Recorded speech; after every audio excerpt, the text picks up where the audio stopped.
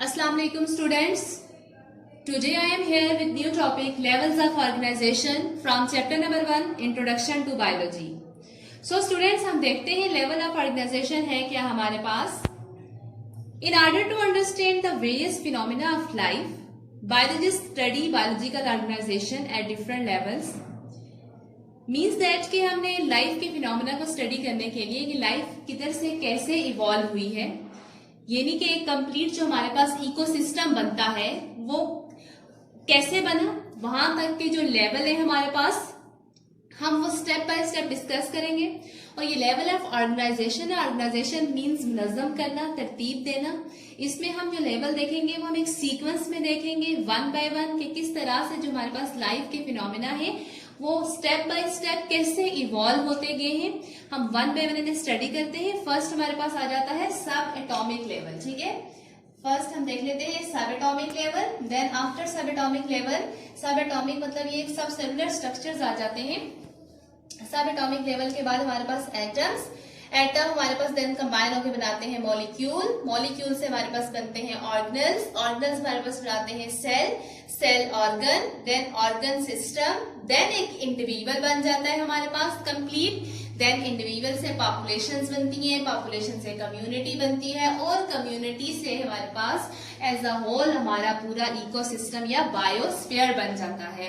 तो हम one by one इन्हें डिटेल से डिस्कस करते हैं.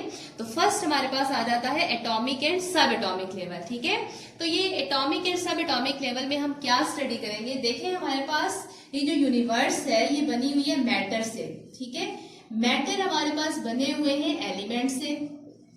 ये हम पहले भी डिस्कस कर चुके हैं कि मैटर जितना भी हमारे सराउंडिंग में है ये सब का सब किससे बना हुआ जी, एलिमेंट से. ठीक है, और अब हम देखते हैं कि एलिमेंट किससे बने हुए हैं. जब भी एलिमेंट की बात आती है तो हम कहते हैं एलिमेंट बने हुए हैं एटम्स से. एलिमेंट को कौन बनाते हैं जी, एटम्स. एटम्स का जो वर्ड है हमारे पास आ मतलब नॉट. ठीक है, इसको हम यूं भी कह सकते हैं. फॉर्म टॉम का मतलब आ मतलब नॉट, टॉम मीन्स हम कट भी कह सकते हैं. यानी कि एक ऐसे पार्टिकल्स जिन्हें हम फर्दर कट नहीं कर सकते, फर्दर हम डिवाइड नहीं कर सकते. इसलिए स्टार्टिंग में ये कॉन्सेप्ट था कि एटम्स ही जो है वो लास्ट पार्टिकल्स हैं जिन्हें फर्दर डिवाइड नहीं किया जा सकता. फिर आहिस्ता आहिस्ता ये बात सामने आई कि एटम्स को भी हम जब डिवाइड करते हैं, एटम्स खुद जो हैं वो एक्चुअली कुछ और पार्टिकल्स से बने हैं. उनको हम किसका नाम देते हैं, सब एटॉमिक पार्टिकल्स का नाम देते हैं. यानी कि एटम्स खुद किससे बने हैं, सब एटॉमिक पार्टिकल्स. अब हम देखेंगे ये सब एटॉमिक पार्टिकल्स क्या होते हैं. अब सब एटॉमिक पार्टिकल्स की अगर हम बात करें तो हमारे पास ये मोस्टली हम ये तीन डिस्कस करते हैं, इलेक्ट्रॉन, प्रोटॉन, न्यूट्रॉन.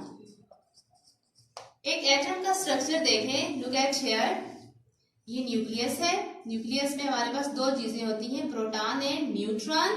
और ये न्यूक्लियस के सराउंडिंग हमारे पास शेल होते हैं. ठीक है, इन शेल्स में हमारे पास इलेक्ट्रॉन रिवॉल्व कर रहे होते हैं, हम इलेक्ट्रॉन का नाम दे देते हैं. अब ये हमारे पास एक कंप्लीट स्ट्रक्चर बन जाता है एटम का. तो एटम देखें सब एटॉमिक पार्टिकल से बने हैं, प्रोटॉन, न्यूट्रॉन, इलेक्ट्रॉन. तो हम कहते हैं सबसे जो बेसिक लेवल हमारे पास आ जाता है वो है सब एटॉमिक पार्टिकल्स.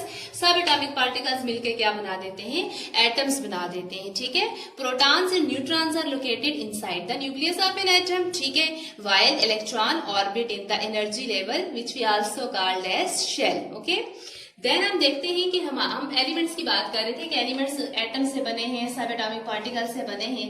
अब हमारे पास इस यूनिवर्स में जो टोटल अब तक जो एलिमेंट्स जो है वो आइडेंटिफाई हो चुके हैं वो हमारे पास हम कहते हैं 92 एलिमेंट्स हैं. ठीक है, 92 काइंड्स ऑफ एलिमेंट्स जो है वो अकर इन नेचर.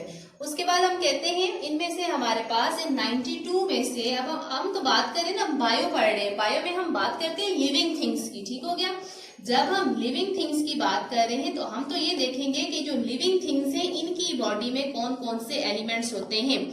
ऐसे तमाम एलिमेंट्स जो लिविंग थिंग्स की बॉडी बनाते हैं, लिविंग ऑर्गेनिजम्स की बॉडी बनाते हैं, उन एलिमेंट्स को हम कहते हैं बायो एलिमेंट्स. ठीक है स्टूडेंट्स, बायो एलिमेंट्स क्या होते हैं, वर्ड बायो इंडिकेट करता है लिविंग, लाइफ. ठीक है, ऐसे एलिमेंट जो लाइफ बनाते हैं, ऐसे एलिमेंट जो लिविंग ऑर्गेनिज्म की बॉडीज बनाते हैं उन्हें हम बायो एलिमेंट्स कहते हैं. अब क्या ये सारे 92 जो है वो बायो एलिमेंट्स हैं? नो. अब हम ये देखेंगे कि लिविंग थिंग्स की बॉडी में जो एलिमेंट्स होते हैं वो कितने होते हैं और कौन से होते हैं। तो वो हमारे पास है जी 16 एलिमेंट्स, ठीक है। इन 92 में से out of 92 16 are called as bio elements. ये वो एलिमेंट्स हैं these taking part in making the body mass of living organism, जो लिविंग ऑर्गेनिज्म की बॉडी बनाते हैं। अब बात करते हैं इन 16 की, ठीक है। इन 16 में से भी हमारे पास कुछ ऐसे हैं जो हमारी बॉडी का मेजर पार्ट बनाते हैं और कुछ ऐसे हैं जो हमारी बॉडी में ट्रेस अमाउंट में प्रेजेंट होते हैं। ठीक हो गया। इन 16 में से हम देखते हैं 16 बायो एलिमेंट्स।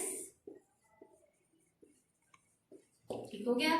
इनमें से हम देखते हैं जो 6 हैं, ओनली 6 की हम बात करते हैं। 6 जो है वो हमारे पास बनाते हैं जी 99% हमारी बॉडी का टोटल मैस बनाते हैं।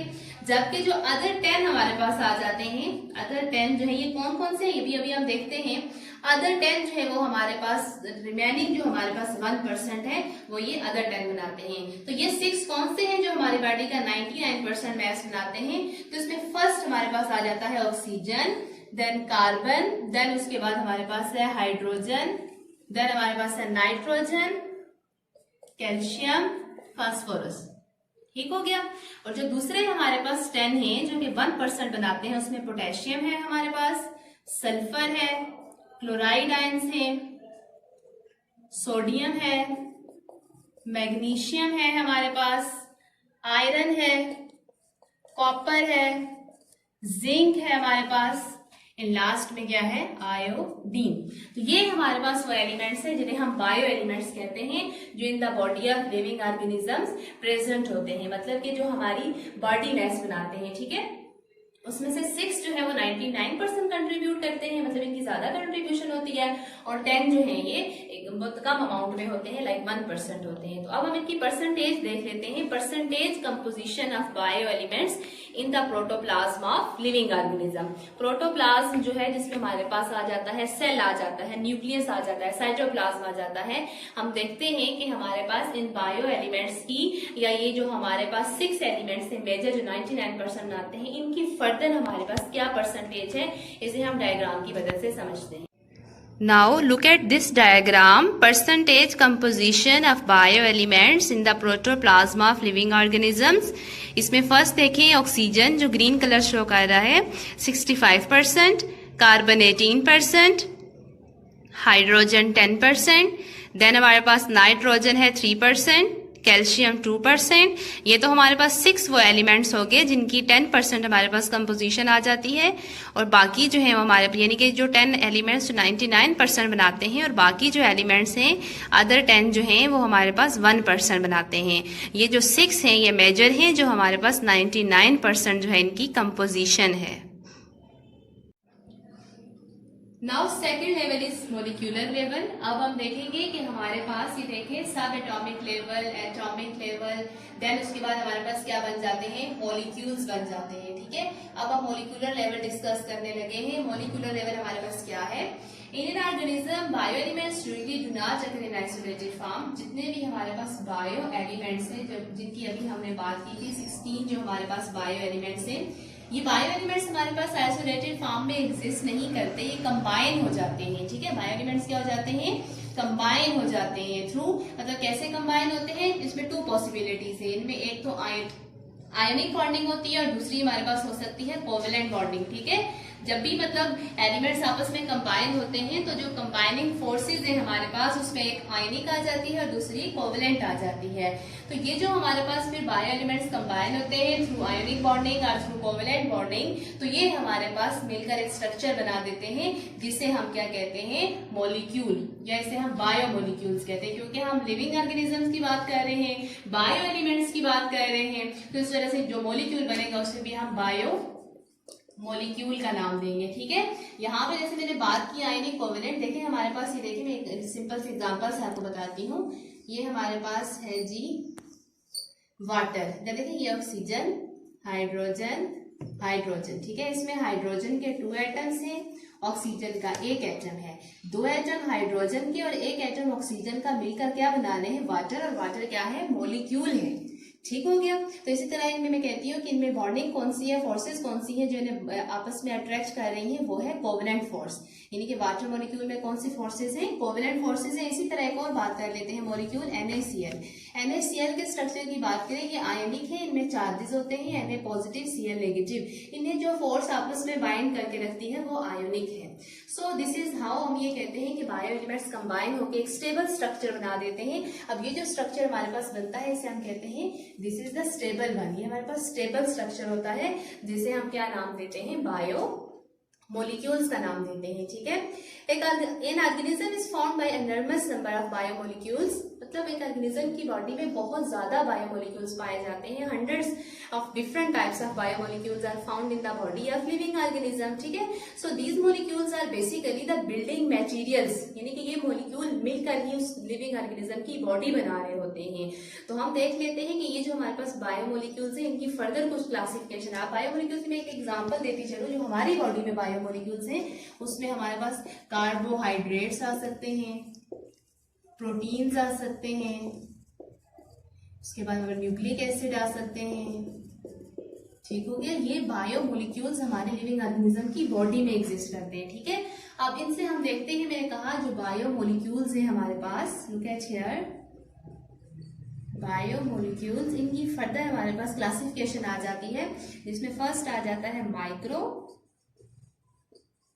मोलिक्यूल्स, फिर हमारे पास आ जाता है मैक्रो मोलिक्यूल्स। ठीक हो गया, माइक्रो वर्ड मतलब क्या होता है, स्मॉल छोटा, और मैक्रो वर्ड का मतलब क्या होता है, लार्ज बड़ा। ठीक हो गया, माइक्रो मीन स्मॉल। अब माइक्रो मोलिक्यूल्स कौन से होंगे, micro molecules are with low molecular weight. ऐसे मोलिक्यूल जिनका मोलिक्यूलर वेट जो है हमारे पास लो होगा। लो मोलिकुलर वेट में डेफिनेटली हमारे पास एक तो सबसे पहले वाटर आ जाता है हमारे पास, इसी तरह ग्लूकोज मोलिक्यूल आ जाते हैं हमारे पास। ठीक हो गया, बात करते हैं मैक्रो, मैक्रो लार्ज। ठीक है, तो डेफिनेटली इनका जो हमारे पास मोलिकुलर वेट होगा वो हम कहेंगे हाई मोलिकुलर वेट। ठीक हो गया, हाई मोलिकुलर शॉर्ट लिख देती हूँ मैं, वेट। ठीक है, इसमें हमारे पास कौन से आ जाएंगे, वेट जो मैंने अभी बताए, कार्बोहाइड्रेट्स, बड़े मोलिक्यूल इसमें आ जाएंगे। ठीक है, फिर प्रोटीन्स, लिपिड्स, स्टार्च एटसेट्रा, ये हमारे पास क्या है, मैक्रो मोलिक्यूल। अब हम ये देखते हैं ये जो माइक्रो हैं, मैक्रो हैं, मतलब जो बायो मोलिक्यूल्स हैं, ये बायो मोलिक्यूल जब रिजेंबल्स होते हैं, कंबाइन होते हैं, तो ये हमारे पास तीसरा लेवल बना देते हैं।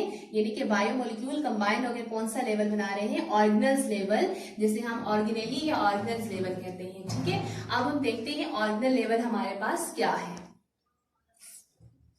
Now next level is organelle से सेल लेवल। आफ्टर बायोमोलिक्यूल हमारे पास नेक्स्ट लेवल आ जाता है ऑर्गेनल्स लेवल।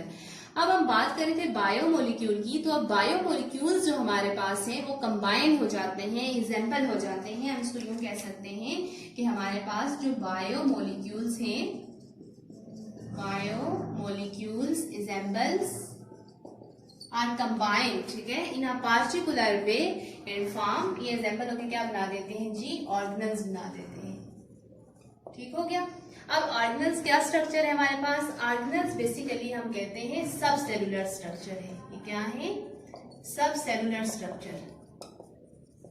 सब सेलुलर स्ट्रक्चर मतलब सेल के पार्ट्स, सेल के हिस्से होते हैं ये। ठीक है, अब जिस तरह इसकी ऐसी एग्जांपल ले लें, एक हमारे पास रूम है और रूम में हमारे पास आप देखते हैं डिफरेंट सेट्स फर्नीचर के लगे होते हैं, तो उसमें आप देखते हैं कि वो फर्नीचर जो हमारे पास उस रूम के अंदर है तो वो सब सेलुलर पार्ट्स आ जाते हैं, उस रूम के पार्ट्स आ जाते हैं।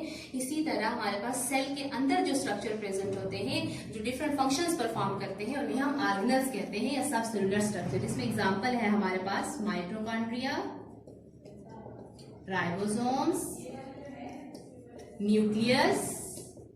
ठीक हो गया, माइटोकॉन्ड्रिया का फंक्शन होता है रेस्पिरेशन में, एनर्जी प्रोसेस में होता है। राइबोसोम प्रोटीन बना रहे होते हैं। न्यूक्लियस जो है वो ऑल एक्टिविटी कंट्रोल कर रहे होते हैं, सेल की ऑल एक्टिविटी जो है वो कंट्रोल करते हैं। तो ये देखिए, ये डिफरेंट ऑर्गेनल्स जो है वो डिफरेंट फंक्शंस परफॉर्म कर रहे होते हैं सेल के अंदर। तो ये जो जब बहुत सारे ऑर्गेनल्स एक खास जगह पे मिलके काम करते हैं, या ये सब सेलुलर स्ट्रक्चर जब आपस में कंबाइन होते हैं, तो ये हमारे पास क्या बना देते हैं, सेल बना देते हैं। ठीक हो गया, मैंने क्या कहा, ये सब सेलुलर स्ट्रक्चर आपके बाद हमारे पास ये कंबाइन होते हैं, ठीक है, ये कंबाइन होकर यूनिट बना देते हैं जिसे हम क्या कहते हैं, सेल। यानी कि अब हम लेवल किस पे चले गए हैं, सेल पे चले गए हैं। सब सेलुलर स्ट्रक्चर कंबाइन होके क्या कौन सा लेवल बना देते हैं, सेल बना देते हैं। सेल जिसे हम कहते हैं यूनिट ऑफ लाइफ, यानी कि हमारी लाइफ का या लिविंग ऑर्गेनिज्म का जो बेसिक स्ट्रक्चरल और फंक्शनल यूनिट है वो क्या है, सेल। सेल के अंदर ऑर्गेनल्स प्रेजेंट होते हैं जो इसके डिफरेंट पार्ट्स या फंक्शन को कंट्रोल कर रहे होते हैं, जिनमें डिवीजन ऑफ लेबर भी प्रेजेंट होती है। सेल मैंने कहा बेसिक यूनिट है लाइफ का, बेसिक स्ट्रक्चरल फंक्शनल यूनिट में आ जाता है ये। सेल भी हमारे पास दो तरह के होते हैं, एक होते हैं प्रोकैरियोटिक सेल, ठीक हो गया, एक होते हैं यूकैरियोटिक सेल। तो जब प्रोकैरियोटिक सेल की बात करते हैं, प्रो बिफोर कैरियन न्यूक्लियस को कहते हैं, मतलब ऐसे सेल जिनमें सही से न्यूक्लियस प्रेजेंट नहीं होता, क्लियर पार्ट्स न्यूक्लियर के प्रेजेंट नहीं होते और पूरे का पूरा जो ऑर्गेनिज्म होता है वो एक सिंगल सेल में कंसिस्ट करता है, एक ही सेल होता है। जिसकी एग्जांपल में बैक्टीरिया आ जाते हैं हमारे पास, ठीक है, एक सिंगल सेल आ जाता है। जबकि यूकैरियोटिक की बात करें तो ये हमारे पास ट्रू न्यूक्लियस वाले सेल होते हैं और इनमें हमारे पास जो है वो एक सेल नहीं होता, ट्रिलियंस ऑफ सेल्स होते हैं, ट्रिलियंस ऑफ सेल, ठीक है। इनकी एग्जांपल में हमारे पास प्लांट्स, एनिमल्स एटसेट्रा, ठीक है, ये सारे आ जाते हैं। तो ये हमने बात की थी किसकी, सेलुलर लेवल की और ऑर्गेनल्स, यानी कि ऑर्गेनल्स मिलके सेल बना देते हैं। अब हम ये देखेंगे कि जो हमारे पास सेल है ये सेल मिलकर क्या बना देते हैं, सेल लेवल आगे कंबाइन होता है या हमारे पास सेल मिलकर कौन सा लेवल बनाते हैं, उसे हम कहते हैं टिश्यू लेवल। अब हम बात करते हैं कि हमारे पास जो मल्टी सेलुलर बॉडी होती है, ठीक है, हम किसकी बात कर रहे हैं जी, मल्टी सेलुलर बॉडी की, क्योंकि यूनिसेलुलर में तो सिंगल सेल ही होता है, ठीक है, उसमें तो आगे फर्दर ये ऑर्गेनाइजेशन प्रेजेंट नहीं होती है। हम बात कर रहे हैं यूकैरियोटिक सेल्स या मल्टी सेलुलर बॉडी की। मल्टी सेलुलर बॉडी में हमारे पास जाहिर है बहुत सारे सेल्स आ जाते हैं, ठीक है। अब ये जो सेल्स है इसमें जो हमारे पास सिमिलर सेल्स होते हैं, मतलब जो एक जैसे सेल्स हैं, ठीक है। अब एक जैसे सेल मिलकर कोई एक फंक्शन परफॉर्म करते हैं या वो ऑर्गेनाइज्ड हो जाते हैं, ऑर्गेनाइज्ड हो जाते हैं और वो एक ग्रुप बना देते हैं, ठीक है। वो ग्रुप हमारे पास क्या कहलाता है, टिश्यूज कहलाता है। यानी कि हम यूं डिफाइन कर सकते हैं इसे, in multicellular organism similar cells performing similar function organized in a particular group called as tissues. ये टिश्यू को हम यूं भी डिफाइन कर सकते हैं, group of similar cell organized और specialized for the performance of common function. कोई एक खास फंक्शन परफॉर्म करने के लिए जब एक जैसे सेल कंबाइन हो जाते हैं, सेल का ग्रुप बन जाता है, तो वो सेल हमारे पास क्या बना देते हैं, टिश्यूज बना देते हैं, ठीक है। Each cell in a tissue carries on its own life, इसके मतलब हर टिश्यू के अंदर जो सेल की वर्किंग होगी वो अपनी अपनी होगी, ठीक है। इसी तरह से हमारे पास टिश्यूज की एग्जांपल लेते हैं, there are different types of tissue, ठीक है। टिश्यूज की बात करूं मैं तो इसमें हमारे पास प्लांट टिश्यूज आ जाते हैं। प्लांट टिश्यूज में हमारे पास एपिडर्मल टिश्यू है जो एपिडर्मल सेल से बने होंगे, ठीक हो गया। जाइलम टिश्यू है, फ्लोएम टिश्यू है एटसेट्रा। फिर इसी तरह एनिमल की बात करें, एनिमल्स में हमारे पास मसल्स टिश्यू है, ठीक है, जो कि मसल्स के सेल से मिलकर बने होंगे, ठीक है। नर्वस टिश्यू है हमारे पास etcetera. So this is about the tissue level. अब हम देखेंगे जो हमारे पास टिश्यूज हैं, अब टिश्यूज जो है वो कंबाइन होकर एक और लेवल बना देते हैं जिसे हम क्या कहते हैं, ऑर्गन। नाउ अब हम बात करते हैं organ and organ system level, यानी कि टिश्यूज कंबाइन होकर हमारे पास ऑर्गन बना देते हैं। फर्स्ट हम ऑर्गन की बात करते हैं। In case of higher multicellular organism, यानी कि बात हम मल्टी सेलुलर ऑर्गेनिज्म की ही कर रहे हैं। अब जो हमारे पास हायर मल्टी सेलुलर ऑर्गेनिजम्स होते हैं उनमें हमारे पास जो टिश्यूज हैं, ठीक है, जो टिश्यूज हैं वो आपस में कंबाइन हो जाते हैं। One type of tissue having related function, ठीक है, यानी कि टिश्यूज जो ग्रुप ऑफ टिश्यू है हमारे पास, ग्रुप ऑफ टिश्यू, ठीक है, perform similar function, perform similar function, तो ये की फंक्शन परफॉर्म करते हैं, तो वो जो ग्रुप बनता है उसे हम ऑर्गन का नाम देते हैं। तो ऑर्गन को हम यूं डिफाइन करते हैं, in higher multicellular organism more than one type of tissues having related function, ठीक है, are organise together and make a unit called organ. ये टिश्यूज मिलकर क्या बना देते हैं जी, ऑर्गन बना देते हैं। Different tissues of an organ perform there specific function and these function collectively become the functions of the organ. अब इस ऑर्गन में जितने भी टिश्यूज होंगे वो जो जो फंक्शन परफॉर्म करेंगे तो बेसिकली वो किसका मतलब वो फंक्शन किसका बन जाएगा, वो ऑर्गन का फंक्शन बन जाएगा। यहाँ हम बात कर लेते हैं ऑर्गन में, एग्जाम्पल दे देते हैं स्टमक। स्टमक हमारे पास एक ऐसा ऑर्गन है जो कि क्या करता है जी, इट इज स्पेशलाइज्ड फॉर इसका फंक्शन क्या होता है, डाइजेशन। हमारे पास फूड की ब्रेक डाउन करता है, फूड की डाइजेशन करता है, ठीक है, and for storing food as well. इसमें दो तरह के टिश्यूज होते हैं स्टमक में, 2 major types of tissue are present in structure, ठीक है। इसमें एक तो हमारे पास आ जाते हैं एपिथेलियल टिश्यू, सेकेंड हमारे पास आ जाते हैं मस्कुलर टिश्यू, इसमें आ जाते हैं, ठीक है। एक हमारे पास आ जाते हैं एपिथेलियल टिश्यू, दूसरे मस्कुलर टिश्यू, ठीक हो गया। अब ये देखें दो डिफरेंट टाइप्स प्रेजेंट टिश्यू की, एपिथेलियल टिश्यू, मस्कुलर टिश्यू। ये ग्रुप ऑफ टिश्यू मिलकर फंक्शन एक ही परफॉर्म कर रहे हैं, डाइजेशन। तो ये क्या बना देते हैं जी, ऑर्गन बना देते हैं, जिसे हम स्टमक कहते हैं। एपिथेलियल टिश्यू हमारे पास स्टमक में क्या फंक्शन परफॉर्म करते हैं, ये गैस्ट्रिक जूस सिक्रीट करते हैं, गैस्ट्रिक जूस जो कि डाइजेशन में हेल्प करता है। मस्कुलर टिश्यू जो है वो कंट्रैक्शन का काम कर रहे होते हैं, फूड की मिक्सिंग कर रहे होते हैं, ग्राइंडिंग कर रहे होते हैं, उसकी मूवमेंट कर रहे होते हैं। तो ये देखें, ये different tissue, group of tissue हमारे पास एक ही फंक्शन परफॉर्म कर रहे हैं, डाइजेशन, और वो कलेक्टिवली किसका फंक्शन बन जाता है, ऑर्गन का। तो ऑर्गन हमारे पास क्या है, स्टमक। अब हम ये देखेंगे कि अब ऑर्गन से हम ऑर्गन सिस्टम पे जा रहे हैं। अब डिफरेंट ऑर्गन जो हमारे पास है वो मिलकर जो फंक्शन परफॉर्म करेंगे वो बन जाएगा हमारे पास पूरा एक सिस्टम बन जाएगा, ठीक है। देखें, मैं ऑर्गन सिस्टम लेवल की अब हम बात करते हैं। इसमें हमारे पास different organs, similar function, perform similar function and form organ system. क्या बना देंगे, ऑर्गन सिस्टम बना देंगे। तो इसको हम यूं डिफाइन करते हैं, next level of organisation in multicellular organism is the organ system level. Different organs performing related function are organised together in the form of an organ system. इसके भी एग्जांपल से समझते हैं, आपको ज्यादा अच्छी समझ आएगी। हमारी बॉडी में डिफरेंट सिस्टम्स हैं, हम एक सिस्टम की एग्जांपल ले लेते हैं। हम बात करते हैं डाइजेस्टिव सिस्टम की। अब डाइजेस्टिव सिस्टम की जब मैं बात करती हूँ तो डाइजेस्टिव सिस्टम में कोई एक ऑर्गन नहीं आता। डाइजेस्टिव सिस्टम में फंक्शन क्या है, डाइजेशन होगी। इस डाइजेशन के लिए इस सिस्टम में कौन कौन से ऑर्गन होंगे, ओरल कैविटी, तरतीब से देख लेते हैं। स्टमक है हमारे पास, लिवर है हमारे पास, इंटेस्टाइन्स है हमारे पास, ठीक है। ये देखिए, ये डिफरेंट हमारे पास ऑर्गन्स है। ये डिफरेंट ऑर्गन्स मिलकर काम एक ही कर रहे हैं सारे, डाइजेशन। दैट्स वाई ये हमारे पास एक सिस्टम बन जाता है जिसे हम कहते हैं digestive system. All these organs help in the process of digestion. So this is about the organ system level.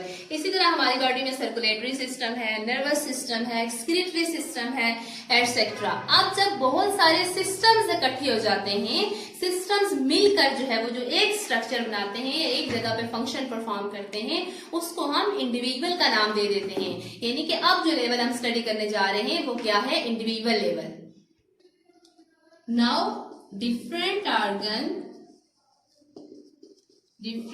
organs and organ system। अब दोनों ही ऑर्गन मिलके ऑर्गन सिस्टम बनाते हैं, और ऑर्गन सिस्टम जो है ये जब ऑर्गेनाइज होते हैं, ये मिलकर कौन सा लेवल बना देते हैं जी, इंडिविजुअल लेवल। यानी कि वो हमारे पास एक ऑर्गेनिज्म बन जाता है, एक इंडिविजुअल बन जाता है, ठीक है। इसकी भी हम डेफिनेशन देख लेते हैं। Different organs in organ systems are organised together to form an individual और organism. In organism, the functions, processes and activities of various organ and organ systems are coordinated। यानी कि इनकी जितनी भी हमारे पास एक्टिविटीज होंगी, ये जो ऑर्गन सिस्टम्स हैं, ये आपस में इनकी कोऑर्डिनेटेड होंगी। कोऑर्डिनेटेड मतलब ये मिलजुल कर एक लिंक में काम करते हैं, कोऑर्डिनेशन में काम करते हैं। फॉर एग्जाम्पल, इसके एग्जाम्पल से आपको समझाती हूँ कि जैसे फॉर एग्जाम्पल हम सम टाइम एक हार्ड वर्क कर रहे हैं, कोई एक्सरसाइज कर रहे होते हैं, तो उस टाइम पे आप देखते हैं ना सिर्फ आपके मसल्स वर्किंग कर रहे होते हैं, उसके साथ साथ आप देखते हैं आपका रेस्पिरेशन लेवल इंक्रीज हो जाता है, मतलब कि आपकी ब्रीथिंग लेवल इंक्रीज हो जाता है, हार्ट बीट इंक्रीज हो जाती है। तो इस तरह से हम ये कहते हैं कि हमारी बॉडी में जो ऑर्गन सिस्टम्स हैं ये भी आपस में कोऑर्डिनेशन में काम करते हैं, मिलजुल के काम करते हैं। तो ये हमारे पास एक कंप्लीट ऑर्गेनिज्म बना देते हैं। अब ऑर्गेनिज्म लेवल के बाद हमारे पास यानी कि इंडिविजुअल लेवल के बाद हमारे पास जो लेवल आ रहा है वो है पॉपुलेशन लेवल। अब हम देख लेते हैं पॉपुलेशन लेवल हमारे पास क्या है।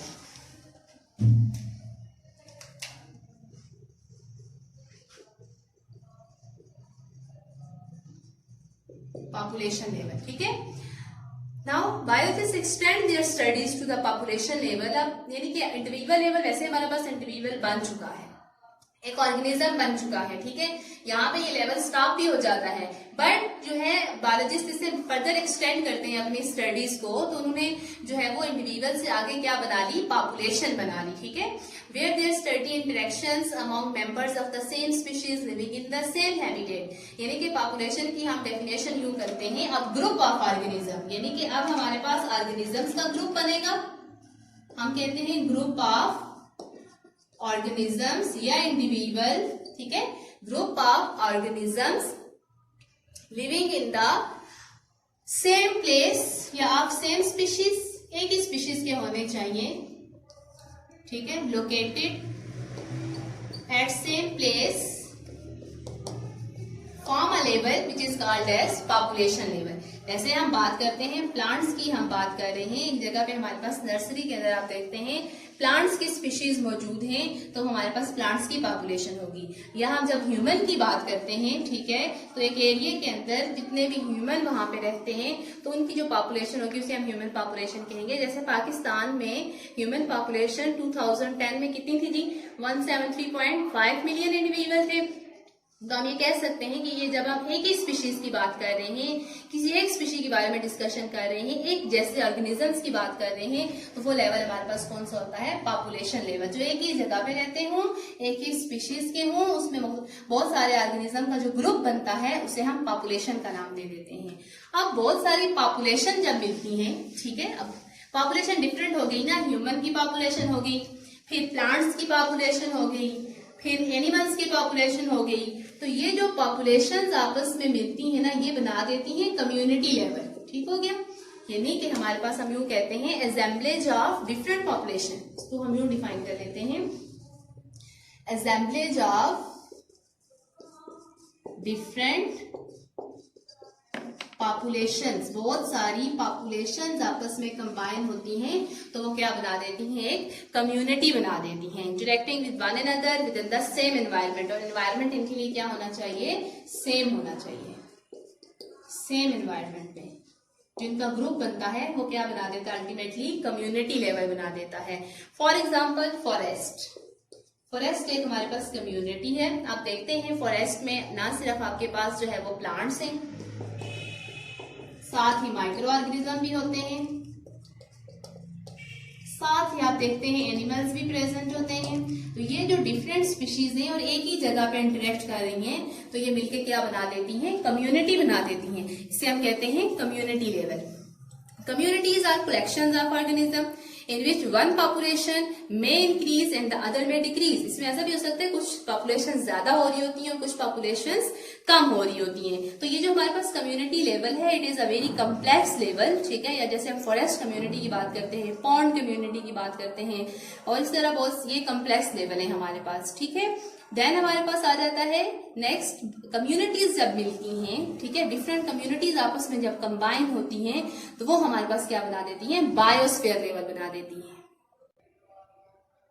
बायोस्फीयर लेवल में हम ये देखते हैं कि हमारे पास जो इस जमीन पे जितनी भी कम्युनिटीज एग्जिस्ट करती हैं ना, डिफरेंट कम्युनिटीज जो कि जमीन पे पाई जाती हैं, यानी कि हम यूं भी कह सकते हैं कि जितने भी लिविंग ऑर्गेनिज्म जो कि इस एनवायरनमेंट में पाए जाते हैं, जिनका इंटरेक्शन जो है वो नॉन लिविंग थिंग के साथ है, वो क्या बना देते हैं, बायोस्फीयर लेवल, ठीक है। तो इसमें हम यूं डिफाइन करते हैं, part of earth inhabited by organisms community is known as biosphere. It constitutes all ecosystem. इसमें सारे के सारे इकोसिस्टम्स आ जाते हैं। इकोसिस्टम क्या होता है, इकोसिस्टम हम यूं डिफाइन करते हैं, वो एरिया होता है हमारे पास जिसमें लिविंग ऑर्गेनिज्म नॉन लिविंग के साथ इंटरेक्ट करते हैं।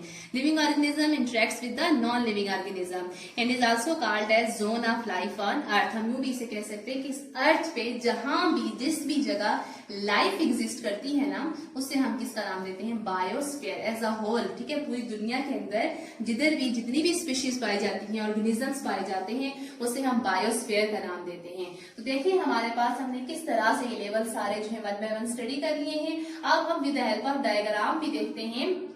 हर एक लेवल की जब आप डायग्राम भी देखेंगे तो आपको ज्यादा अच्छे से ये लेवल ऑफ ऑर्गेनाइजेशन क्लियर हो जाएंगे।